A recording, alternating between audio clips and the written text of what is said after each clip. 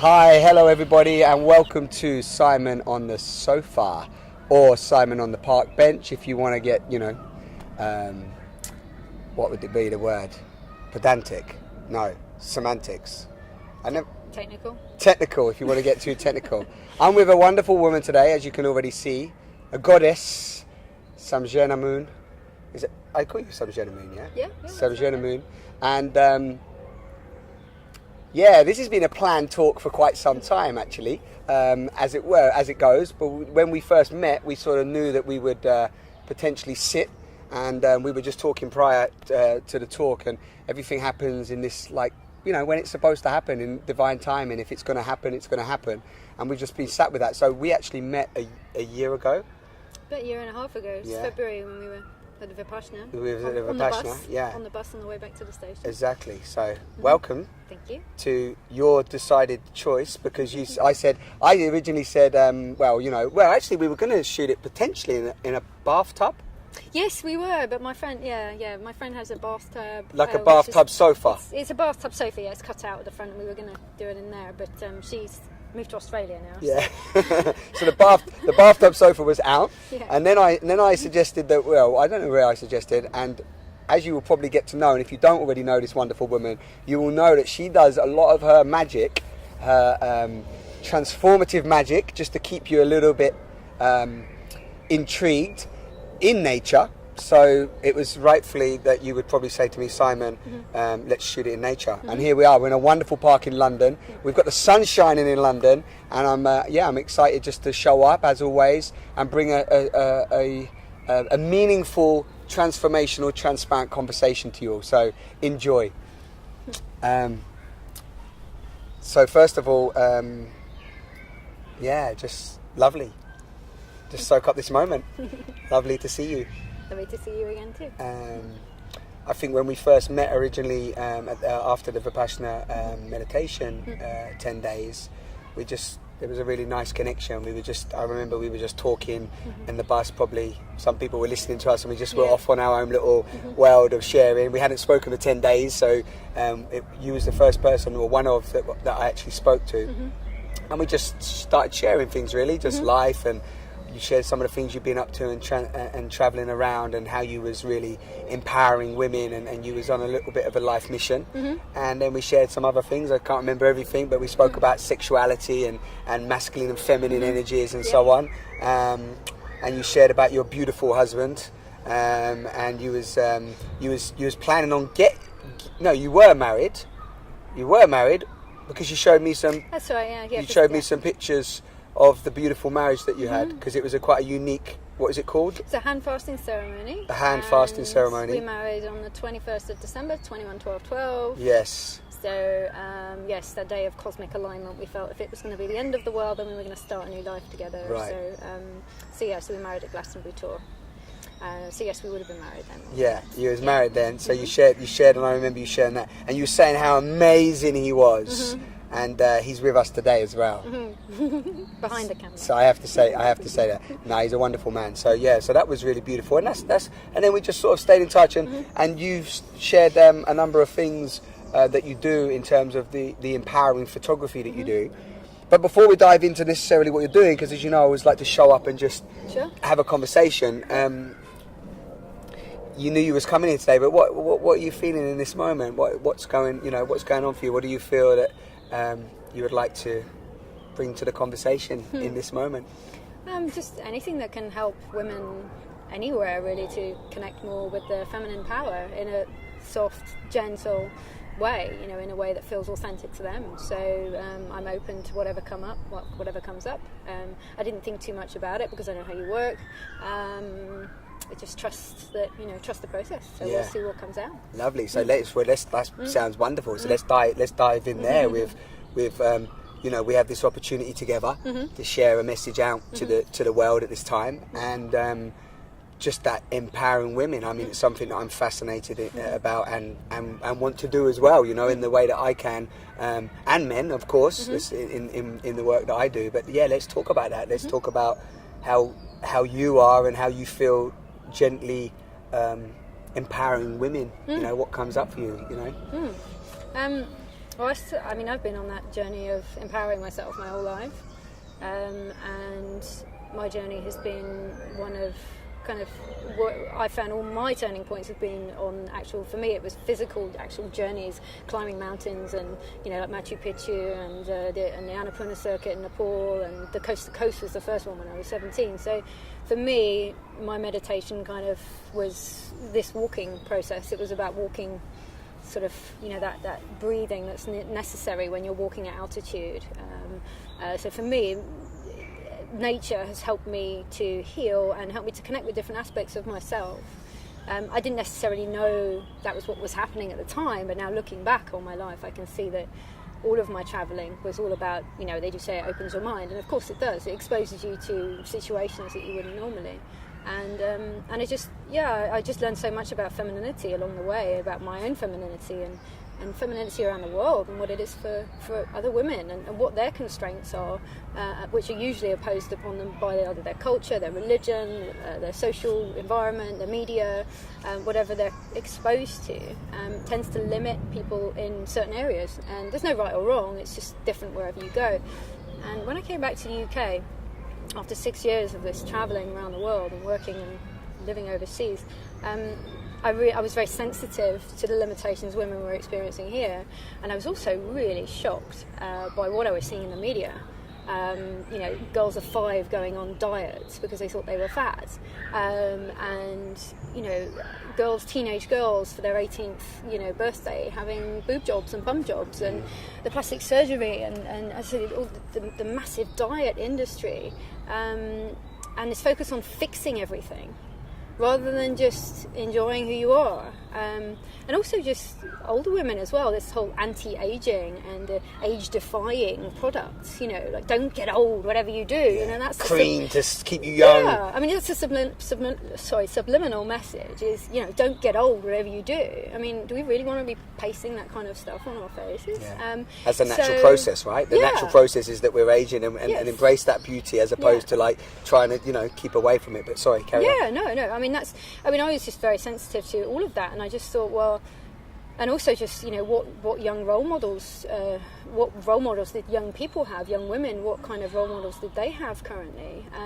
and what you mostly see in the media is this idea that beauty is something that's very external, and that it's very limited. It's kind of like there's this mold that you got to fit into, and if you don't fit into it, then you better try your damn hardest to be there, and whatever costs, and of course this is very disempowering for women, and I just thought, well, how can I heal that? I just felt very passionate about helping women to change that, because I myself felt very comfortable with who I am. I mean, I grew up with hang-ups, and I was picked on a lot at school. I was a gymnast, so I was always very slim, and I was picked on for being so skinny and being flat-chested and all this kind of stuff. I've been the victim of all of that, but what it did for me was enable me to be able to look at other people with that open heart and not be judgmental, because I knew what it was to be judged, and I knew how it limited me and my femininity. I found myself in taking a job in a workshop environment for Nikon, a photographic company, surrounded by 15 men, because I felt more comfortable in a male environment, because I didn't feel so judged, because men are just a little bit less judgmental of those things. And it took me a long time to come to terms with, just loving myself the way I am. But as I say, I think all my journeying around the world and just getting out of my head and just being with others and exposing myself to different environments just really helped me with that. Yeah, and it supported your empowerment as well, in terms of you embracing a confidence with being embodied in your own skin of who you are, because we're all unique, aren't we? Exactly. And often, and I know you show this in the work that you're doing, but you highlight that uniqueness so that we embrace that, as opposed to wanting to be like somebody else, because again, from a young age, all of us, male and female, we're wanting to be like somebody else and thinking that we need to change to be like them when we can't anyway. It's not physically possible. That's right. I just want to because you shared a lot there, which is wonderful. I just want to sort of you mentioned something which is quite powerful about how, even though you would say skinny, or you was maybe pointed at from, say, being flat-chested, etc., but you're still a victim. And often, again, for people listening, is like, often if you as an individual are a victim, then you naturally think that other people are not the victim because you're basing on that. So say you're obese or you're a little bit overweight or whatever, then you think that people are pointing the finger and judging you that, oh, she's fat, she's this, that and the other.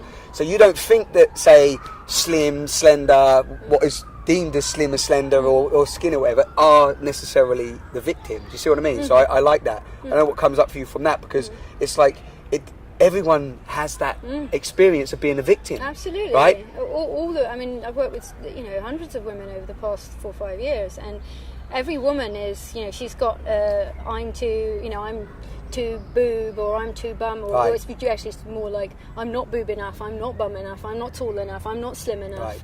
I'm not beautiful enough, I'm not slender enough, I'm not. And there's so much focus on what we are not.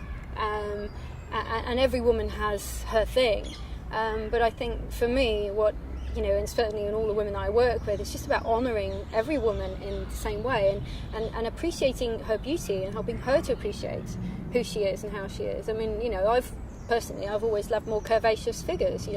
I love the whole pre-Raphaelite period, where women that were very pear-shaped. They didn't have much boobs, they had a lot of hips and a lot of belly and quite good thighs as well. And that was a sign back then. That was a sign of it was a sign of wealth, because they were able to eat well, and actually it was really admired. And if you look at all the paintings of that period, you don't see any skinny women. Right.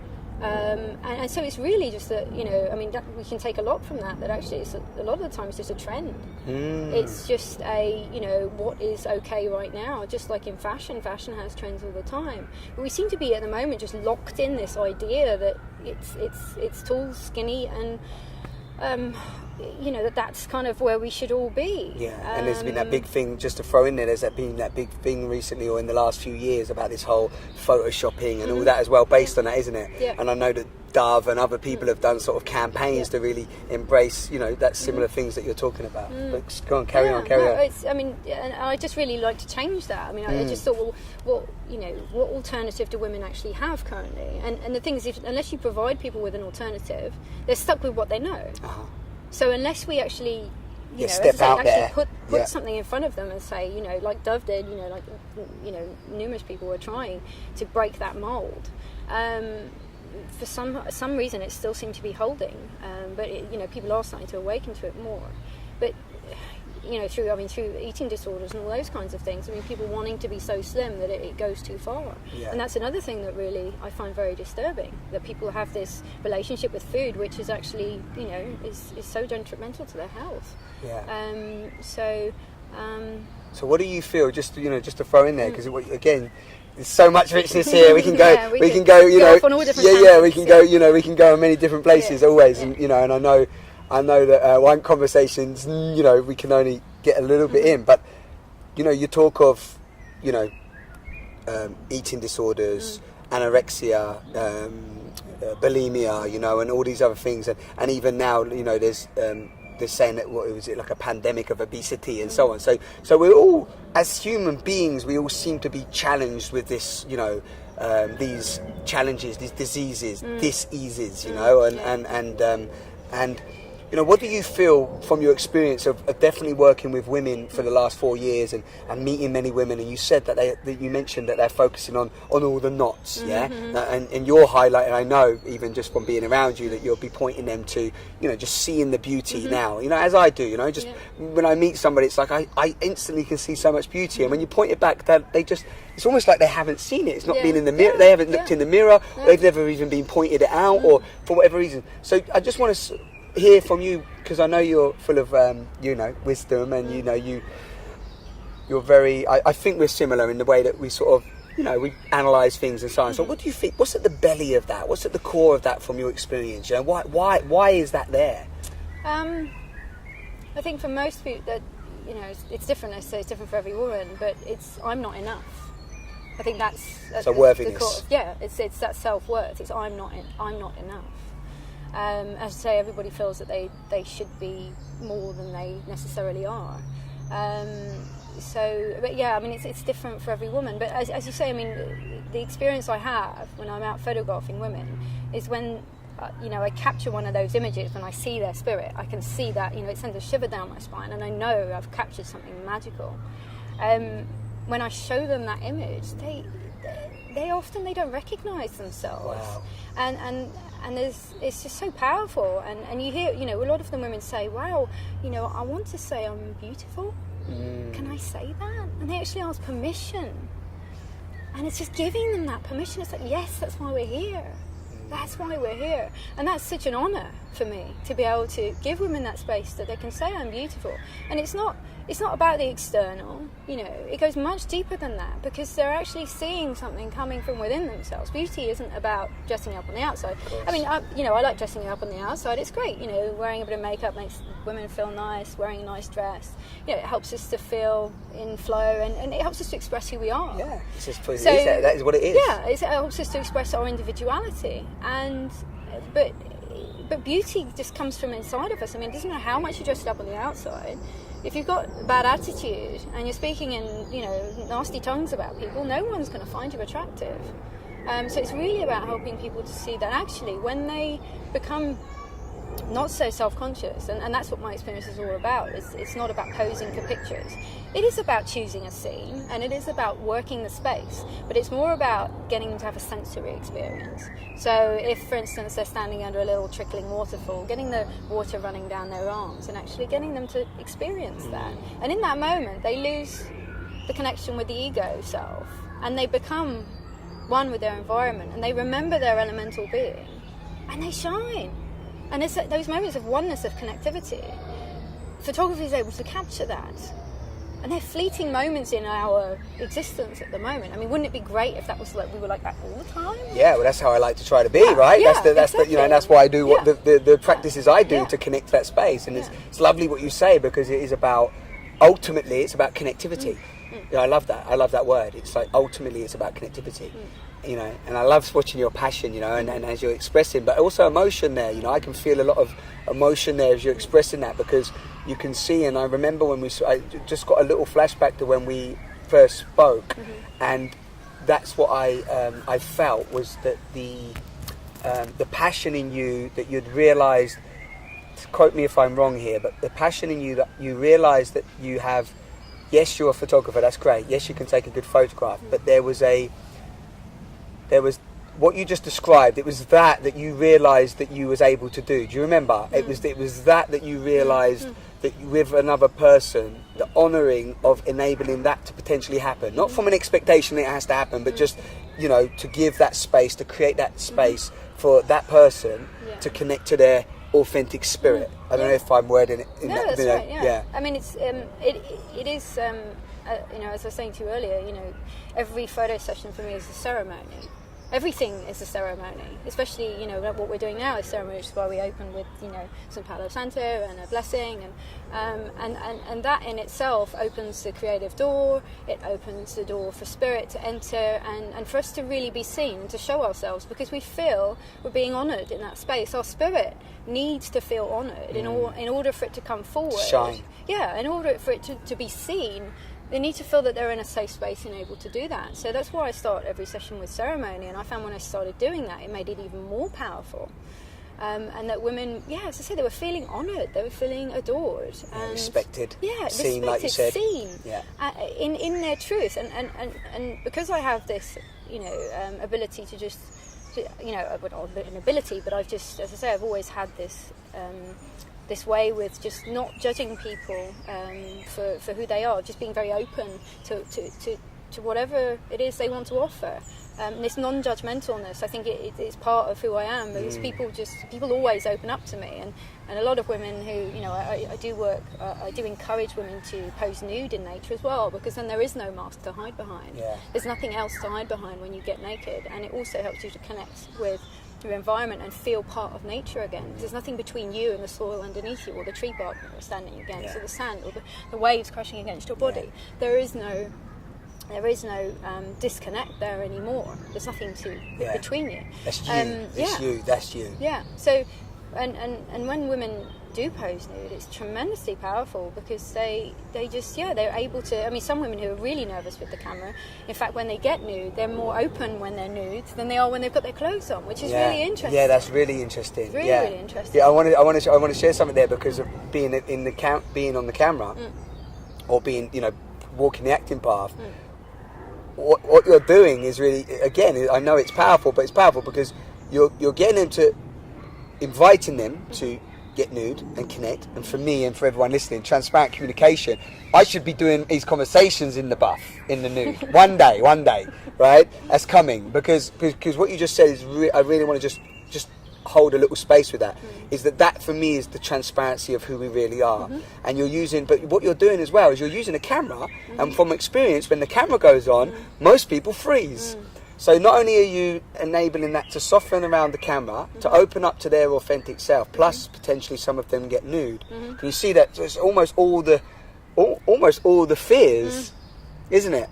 You know. So I just wanted to just hold a spot on that because it's it's a lot going on there. Because when I was an actor, just going to get a photograph taken, you go there with your judgments. Do I look good? Is the hair right? Is it going to be taken right? If it gets me on the wrong angle, I want to get a job from this, whatever, and so on. But what you're showing here, and I feel that there's a much more meaningful purpose to it, because it's not even about, okay, if people see their images, great, that's beautiful, but it's actually not about that. This is about a personal journey. This is about an inward journey, isn't it? Yes, absolutely. And there's a saying that getting past that external image, the photography, may seem like, I know it's from working mind, body, spirit shows and things like that. I've exhibited there, and from talking to women, it was really interesting. The most powerful thing I got from doing those shows was talking to women about what the blocks were, and the blocks were often just that, I couldn't, that's really self-indulgent and I couldn't do that for myself, and just having these pictures of myself, what would I do with them? But this is just it's far more than a picture. It's actually a tool to get you past that external, so that you can journey within and stop worrying about all this stuff on the outside, because women feel so much pressure to be a certain way, to look a certain way all the time. They want to be, the gorgeous, beautiful woman who's very extroverted and very attractive and whatever it is, different for every woman. Again, but whatever that locked image is for them. Yes, exactly. So rather than them being locked in that, it's about helping them to see past that. And get over and just actually say, yes, I accept myself as a beautiful woman, I accept my uniqueness, I see my strengths, I no longer worry about my weaknesses, and then they don't stop worrying about that. And if they've got that image of themselves, of that moment of oneness, that moment of connectivity, that moment of lack of self in order to see the self. Because imagine when you print that. I'm really big on printing, because printing is far superior to anything I'll ever see on a screen. Printing a beautiful gallery-sized portrait, framing it, beautifully, hanging that on your wall as a doorway, as a key, as a reminder, as an anchor, an affirmation. Yeah, whatever it is. Whatever it is for her, because we explore that in the beginning. It's about exploring what she would like to expand upon, what she would like to connect to more. I look to create that, and then in the post-consultation we'll go through all the images together and we'll look for that image which embodies who she wants to become and who she is moving into, who she would like to be more of. And we'll look for that and then frame that and put it on her wall. This beautiful image of her connecting with nature, looking free, feeling liberated, feeling free, feeling sexy if that's what she wants, feeling connected, childlike if that's what she wants, feeling wise if that's what she wants. Or wild. Or feeling mystic or wild, like whatever it is that she is identified in the pre-consultation before we even do the photography. Hanging that on your wall is such a powerful thing, and I still get emails from women a couple of years down the line saying, I still, my portraits are on my bedroom wall, and every day they're providing me with that, that remembrance of who I am, and they help me to feel empowered and help me to, different for every woman. Because I'm sure some put the picture on and some fall back into their old routine, but they've got that, and some actually, I'm guessing here, but some have change their lives as well, right? Yeah, absolutely. Completely, because once you embody that spirit, that full essence of who you are, a lot of the times, there's a lot of people know watching Simon on the Sofas, the invitation is like, are you living your truth? And that's what you're also inviting. You're allowing the space for truth to arise for that individual, for them to trust themselves, to embody their fullness, and then from that place, things change, don't they? As an artist, for me, I love to create. I love to create the potential sort of space for people to organically just kind of move into whatever they need to move into. But as an artist, I have to get out the way.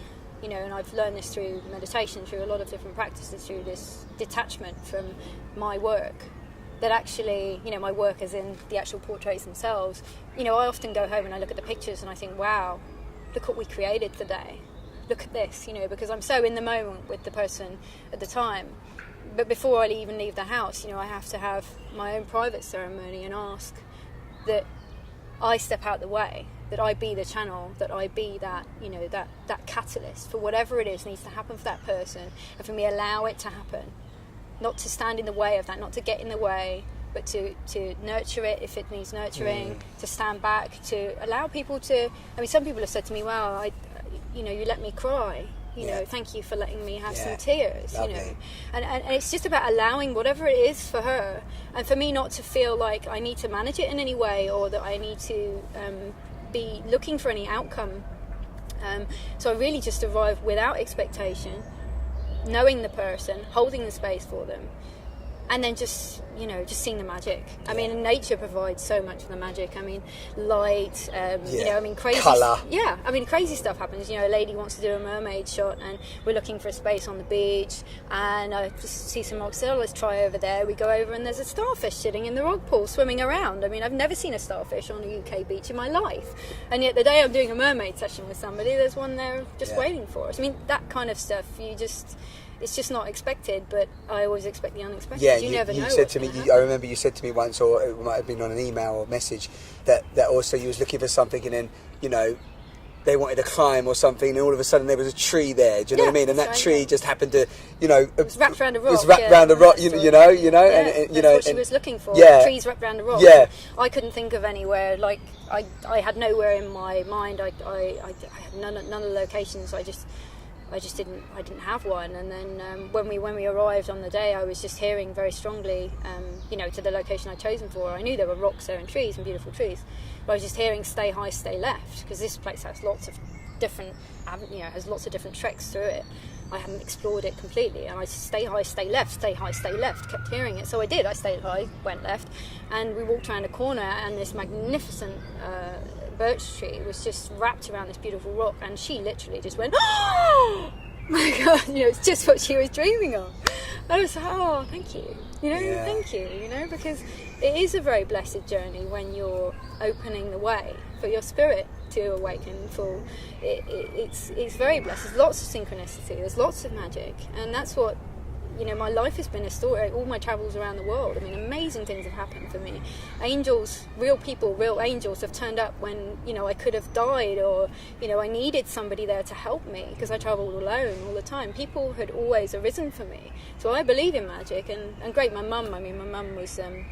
she always had dragons and wizards and things like that. So, you know, from a very early age, I was always encouraged to believe in the unknown. Believe in the unknown, the magic, or the myths. What we're called myths, but allow them to be the truth and the reality. Yeah, absolutely. Because we're here in this cosmic soup, right? It's like, you know, why not believe in the magic and the wonder and the mystery and the dragons and the, you know, and the spirits and, you know, and why not? Because often, do you find this as well with the women that you meet? Often, because we've even lost that aspect of our child mind, you know, that imagination, that creation, that free flow of potential and wonder, you know, we become suppressed, get into jobs, relationships, environments, you know, repetitive habits and conditioning that just takes our vitality, doesn't it? It drains us, you know, the life force. I'm sure you've seen changes in this happen, but the life force seems to get sucked out of us as human beings. It's just as with children, we're told a lot, you know, no and stop, you know, don't do that, don't do this is bad, this is bad, you know, we are limited from, and that's just our parents trying to protect us, of course. But, you know, you see it more and more today. I mean, it's you know, I was just in Devon, and you're walking around, and, you know, parents are saying, oh, be careful. This happened just last week. You know, we're walking up this hill, and, you know, the kids wanted to go off running off, and mummy said, oh, be careful, you might trip. And what happens? The girl trips. Yeah. The fear, straight away, it just creates the Yeah. situation. Told you so, Mummy Yeah. says, and it's just like, And that's know? the projection. It's So- almost like the projection creates the fear. The fear Yes. creates the projection. The incident happens, and then the being then goes, "Oh yeah, they're right." So the fear is already nailed into the conditioning, hasn't Yeah, it? it is, and I mean that childlike, that maiden for women, that's the maiden-like quality, which is very much tied in with the spring, with the air element and the spring season, and that's how this is how I work with women. Initially, what I will do is show them. I have this lovely. Which you were showing me earlier, yeah, yes. Yeah, the pictographic. That's the term for it, isn't it? Pictographic. This is actually this is new, Technical right? term. No, but this is a new thing. Yes. Because Yeah. Samjhana was just showing me this. So yeah, just describe this because Yeah. and is this related also because your name is Samjhana Moon? Mm-hmm. Is this about the moon cycles and the moon thing? But go on. Partly, yes. I mean, it's the thing. This is quite a sort of 4 or 5-fold thing we're talking about here, because it's multi-dimensional, and I'm sure we can show it on the screen now so people can actually get a visual of it. But it's really it's the cyclic nature of everything. Initially we'll connect to it. The most easiest way for us to connect to it is through the seasons. So you've got spring, summer, autumn, winter. Now most of us have a perception of what those seasons are, of what they embody for us. Which, like for instance, spring. What does spring mean for you, Simon? Yeah. Spring is it's new beginnings, openings, renewal, freshness, great. colour. Yeah. Some of those things. Adventurous because everything's kind of you're sort of coming out. Well, you spring into life. Into life, all those kinds of things. So and then summer again. Summer probably holds also some different. Summer's always held like fun, adventure. It's bright. It's connect. hot. Yeah, meeting people, gatherings, getting everyone together. Yeah, great. Yeah. So and summer's it's also very abundant. It's when everything's coming into fruit. Yeah, colourful, lovely, rich colours everywhere. Everything's fertile. Everything's just fruiting, and so it's a very vibrant time as well. So that's kind of the light half of the year. Where we look at the outer energies, and which is more of the extrovert. Those are more the extrovert qualities. Maybe why I like them. So, but you also, as I know, since Vipassana and everything, you also embody the darker side of the year as well, which is the inner world, which is autumn and winter. So again, autumn. What does autumn bring up for you? Autumn, good. Yeah. So autumn. First thing that comes up is change, big change, slowing down. I actually love autumn for the colour as well, though I must say. Colourful, the leaves, the reds, the browns, the deep, oranges, the deep, and it's very it's grounding, isn't it? It's very grounding. Yeah, which is the earth element, which is what exactly the earth element is autumnal, and the colour and the depth is the creativity that we experience as well. So autumn is a very creative time. We feel less need to be outside. It's more of an inner energy. You can see from your description, it's more of an inner energy. So and then moving into winter. So again, winter is winter. We mentioned earlier, but that was like real hibernation. We said, didn't we? Yeah. And we mentioned you want to be looked after, sort of, or you want soup. So it's more of this is the deepest inner world, and it's when if you're familiar with pagan tradition, Halloween, Samhain is when we are connected more deeply to the spirit world. That's when the veil becomes very, very thin in the winter months. So it's a great time for inner work and for looking within. So those 4 seasons all have elements, and spring is air. Which makes sense. Obviously, it's very free. It's very liberating. It's a lot of movement there. And then you've got fire, which is the summer, which is the heat and and that wanting to be out and sort of connecting and that vitalness. And then autumn, which is the earth element, and then the winter, which is the water element, which is much more with our emotions and again that dark sort of inner world. So around this cycle now. Okay, so we've covered the seasons that are connected to the elements, and the elements all of this cycle also is relative to the moon cycles. So new moon energy, sort of traveling from the new moon to the full moon, is the spring energy. So and then full moon is the summer energy, that full moon parties. We're all familiar with those. There's a reason they happen, because people are actually feeling expansive. They want to be out. They want to be connecting. And then coming away after the full moon, the energy again tends to settle a little bit more. As you were saying, with that, more grounded. It's there's less need to be out doing things. It's more of a creative time. And then coming into the dark moon, which is the time of divination, which is the time when we can really connect with our spirit guides and really ask for advice and get guidance on anything we'd like to know about.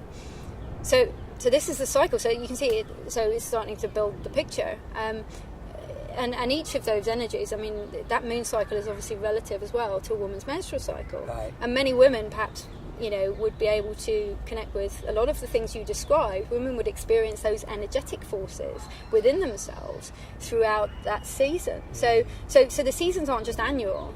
They're monthly. Yeah. They're daily too. Yeah, daily, momentarily. Yeah, exactly. Yeah. So we have that spring energy, that vitalness, that refreshed because we've slept. Yeah. When we wake up in the morning. So it's very easy for us to connect to these four elements, and these four seasons, because we experience them daily. And for women, they particularly because of their hormonal cycle, they experience them in great depth on a monthly basis.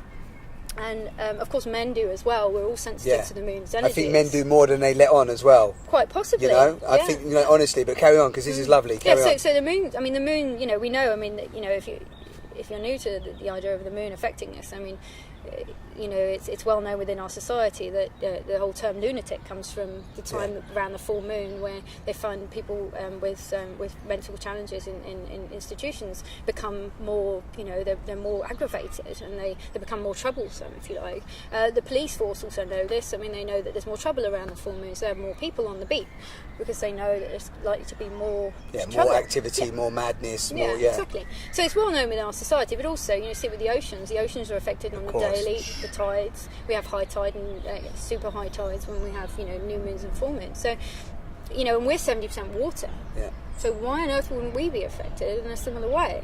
And we do feel this expansiveness and this, and this inward kind of energy. So we experience this inhalation, this exhalation, which again comes back to that lighter half and the darker half. Yeah. So. And it's all there, isn't it? At the end of the day, it's all there. It's not even about it being esoteric and woohoo and far out there. It's there. It's real. It's real. It's happening. It's facts. And it's interesting now, even like how we've evolved as a species, that a lot of people, we're not necessarily taught this stuff.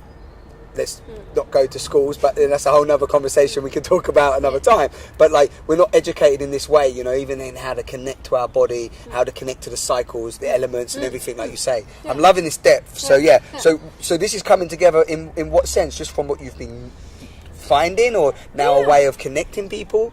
Just through my experience. I'm not the only one downloading this stuff. It's there are a number of different there are a number of great women out there who have opened a few doors for me as well, through their work.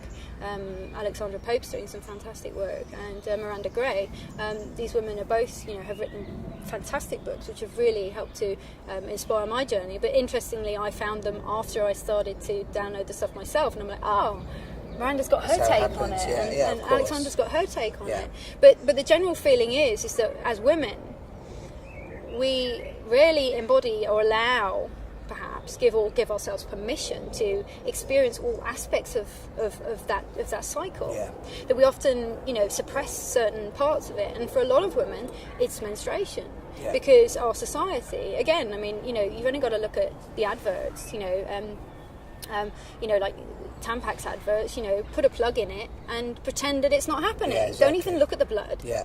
And men don't even want to go near the blood, right? No, majority of men did not want to go near. They want to avoid a woman when she's on her period, and blood is like such a bad thing. Whereas blood is sacred, right? Yes, it's the creation. But go on, please. And if you're not bleeding, then you're not fertile. Yeah. So it's actually it's a sign that you're fertile. So we should actually really, really enjoy that aspect and allow that to flow, because it's part celebrate. Of our and it's part of our cleansing, and it's part. And for a lot of women, they find as they're coming through that autumnal part, where that's so. For instance, sorry, just come back to the cycle. So say, for instance, the every woman is a cycle is slightly different, but ovulation is more tied in with the full moon energy, because that's when women feel fertile. They feel, they want to show a little bit more flesh, and they want to be out a little bit more, interacting. They feel attractive. They want to attract a mate. So do they do a lot of that as well? Yeah, maybe.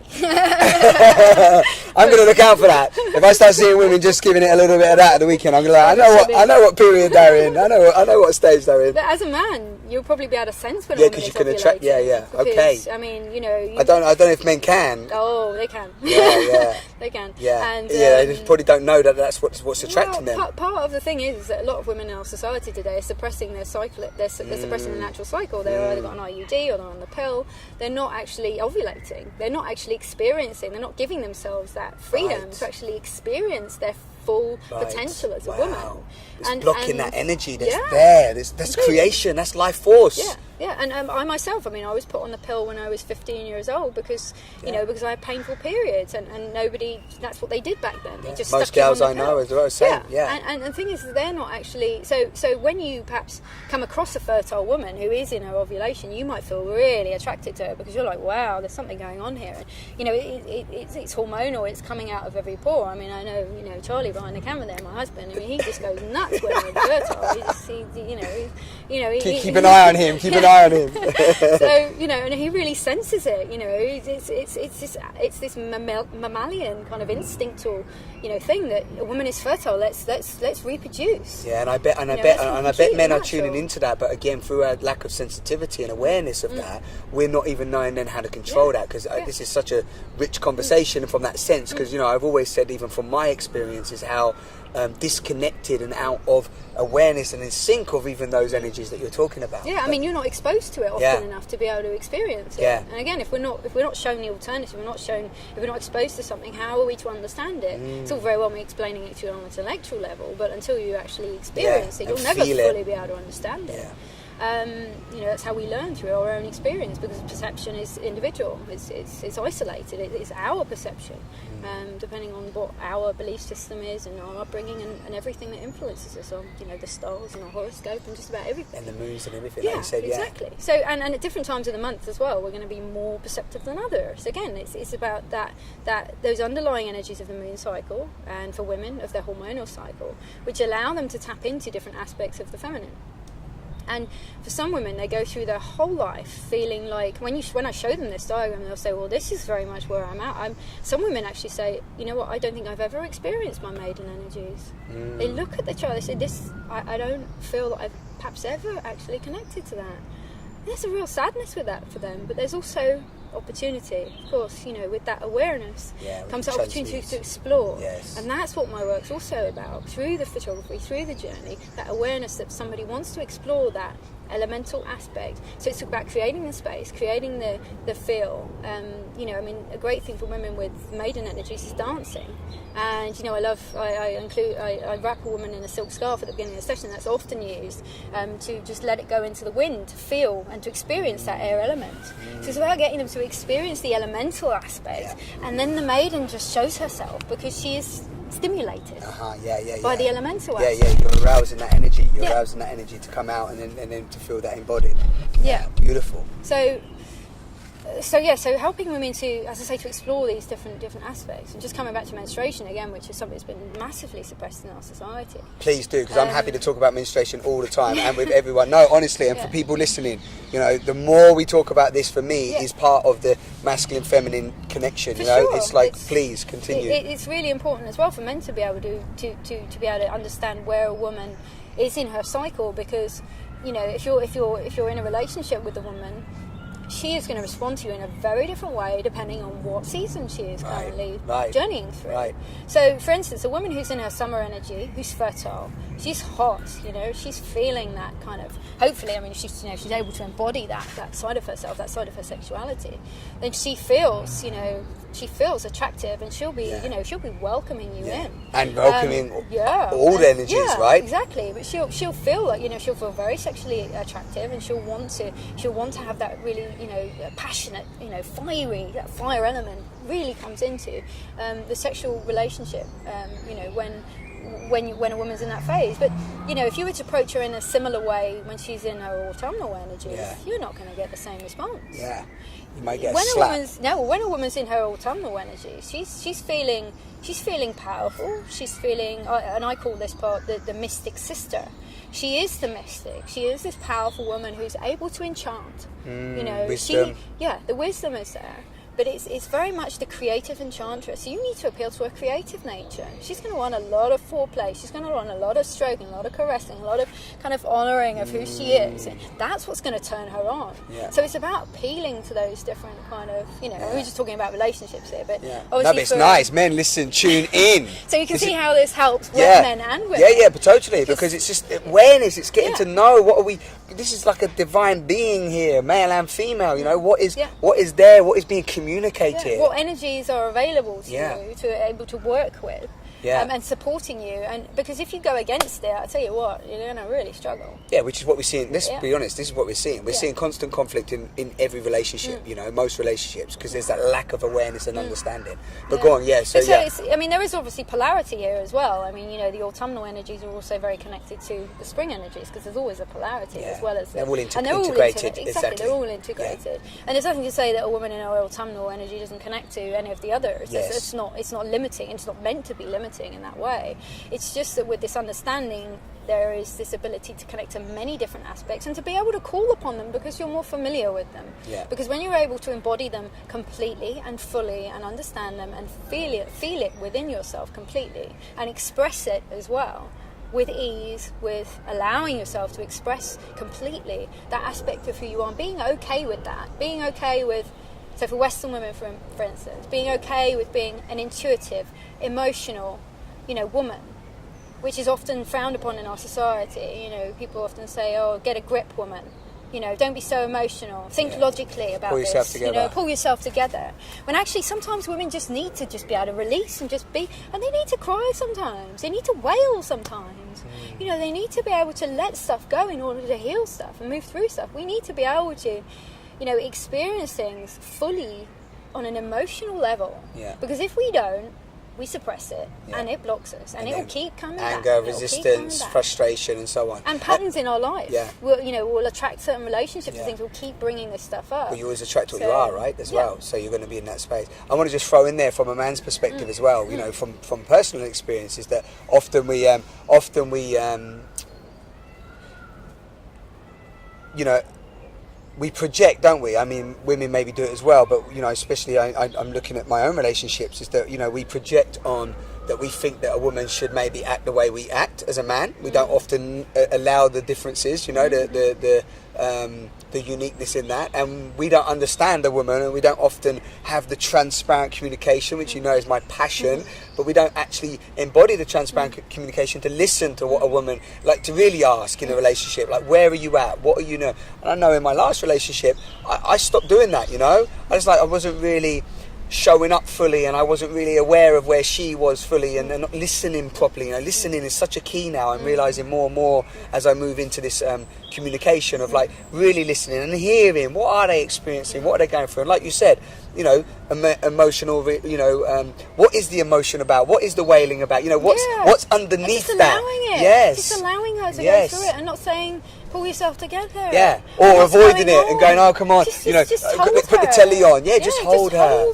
Just hold her. Hold the space. Nice. Let her experience what she needs to experience, so that she can move through it and come out the other side feeling supported. And also so she can support the male, because regardless of whether, you know, you're in a gay relationship or not, but either way, whoever's taken on that role, is that, like, the man also needs supported. But when a man can fully embrace and support a woman and hold that, he can also get fully supported and embraced by the power of a woman, because a woman's power is by far, I sometimes believe, more nurturing and able to support. If we can, I don't know if it's one or the other, but simultaneous, you know, simultaneously hold that. It's great if we can both, you know, embody both both aspects of the masculine and feminine within ourselves. I mean, that's the idea, isn't it? We can create balance. It's not that one should be stronger than the other, but there are going to be dominant forces within us and within our relationships. Yeah. But it's just it's about finding that balance, I think, between the two. I mean, men can be, you know, Charlie has shown me how nurturing a man can be,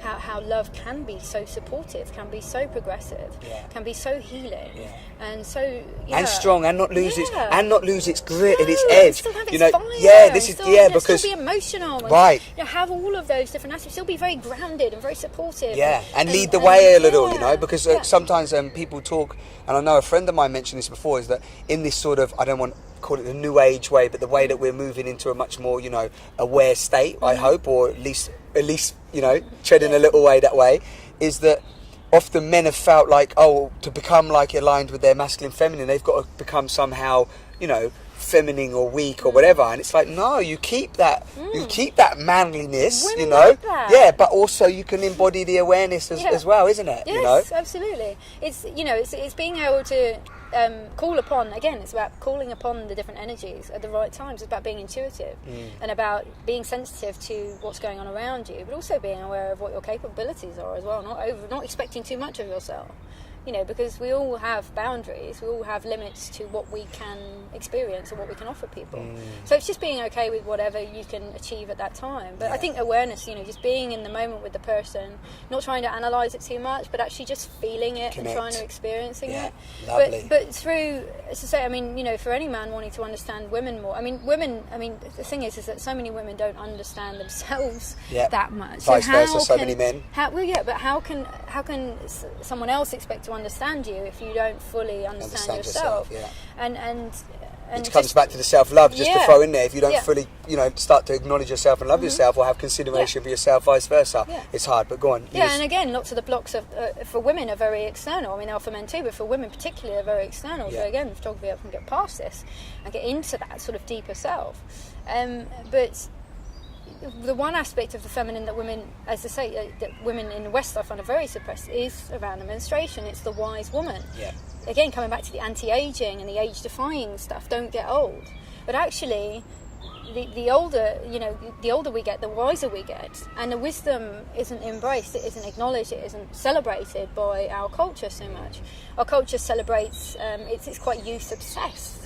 And it you know, that's kind of where it places the emphasis on what it is to be great. You know, women, they get to a certain age and you know, they're often ridiculed by the press for having, oh gosh, look, she's put on a bit of weight, or look, she's got saggy elbows. I mean, ridiculous things you see in the press. They think it's actually newsworthy. Yeah, don't get me going. You know, but me too. Don't get me going on the press and the media.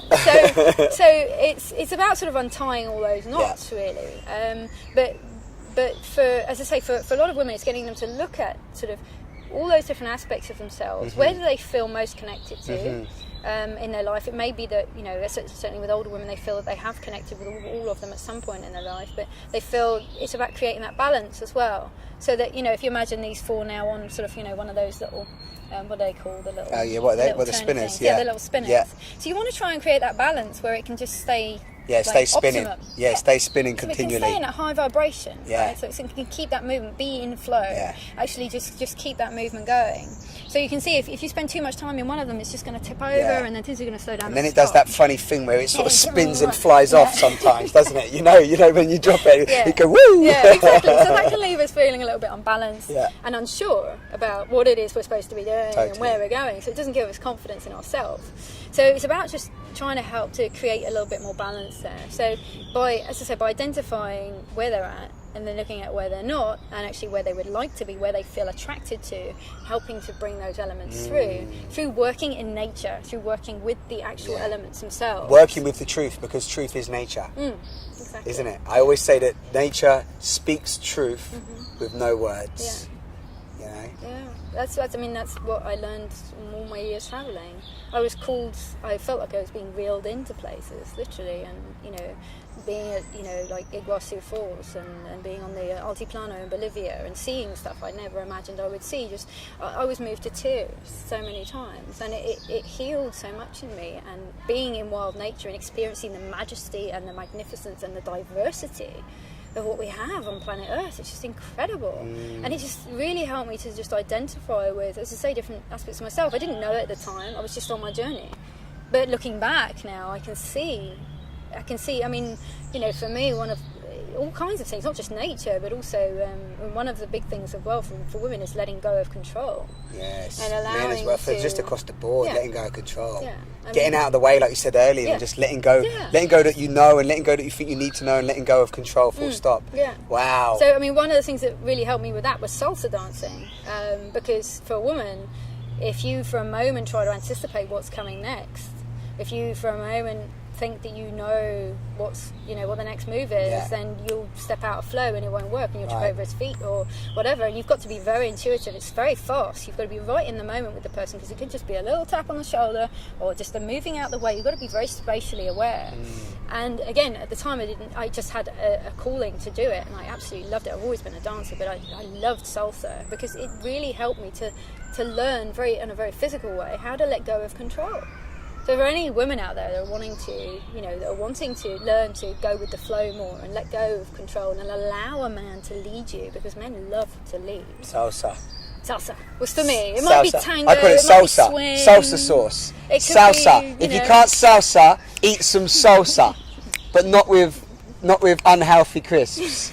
Only with healthy crisps. So I think we have to sort of wrap it up there on salsa. Oh, okay. Salsa. Yeah, for sure. I think that dance has been like we've been on a really beautiful. Wow, I don't know. We've been all over. It's been a beautiful journey inside there. I mean, I could have, we could have taken little points of those moments. There was some great stuff coming up there, but I think it's nice. How do you feel? How are you feeling? Yeah. I mean, just with the menstruation, we kept skipping over it and coming back to it. But I like that. But is there a point? Go on. Just one more point, really. Please. I think that for a lot of women, we really suffer with premenstrual tension and with a lot of sensitivity around that time. And if you can start to really look at those autumnal winter qualities, if you can look at what that means to you, and learn to embody and allow that emotional, intuitive, deep mystic side of yourself, that inner world, that introvert within you, if you can allow her to be and just allow her to move through whatever comes up, and creative projects will really, really help you with this, because the autumnal time is very much about creation. You said colourful earlier. Colourful creation, that deepness. It's a very, very good time for writing and creativity. So it's a really good time to explore things that you want to do within your own space.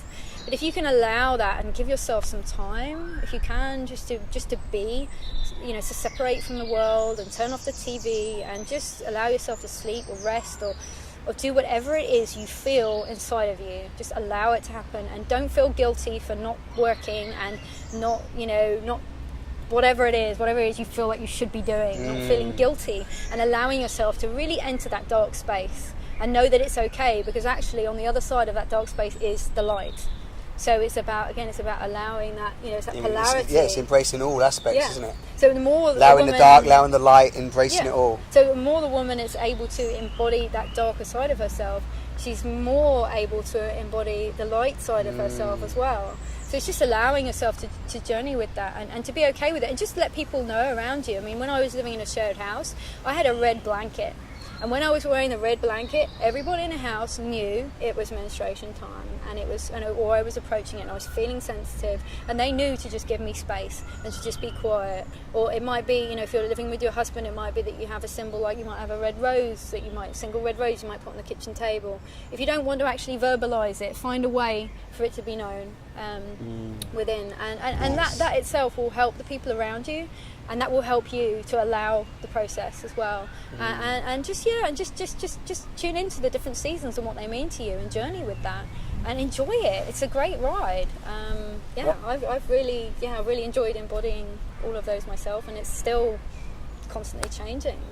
So for men, as I say, if men can tune into, I mean, there are apps and things out there. All you need to do is you need to know the first day of your woman's cycle. You can download an app and you can know where, you can know where she is in her cycle. You don't even There's apps now as well. Yeah. There's apps. Okay, well we have to close. Yes. Don't be sorry. It's beautiful. There's a beautiful message there for all you wonderful goddess, beautiful divine women out there, but also for men as well. I think this conversation has been great for men. Men need nurture, men need to be loved, men need to understand themselves more and the women that they're journeying with. So I just want to say it's been wonderful to be with you all today in the park in London. We've had peacocks, we've had a wonderful Charlie helping us out today, well, actually not helping us out, just taking the charge and just doing what needs to be done, and wonderful Samjhana Moon. Thank you so much.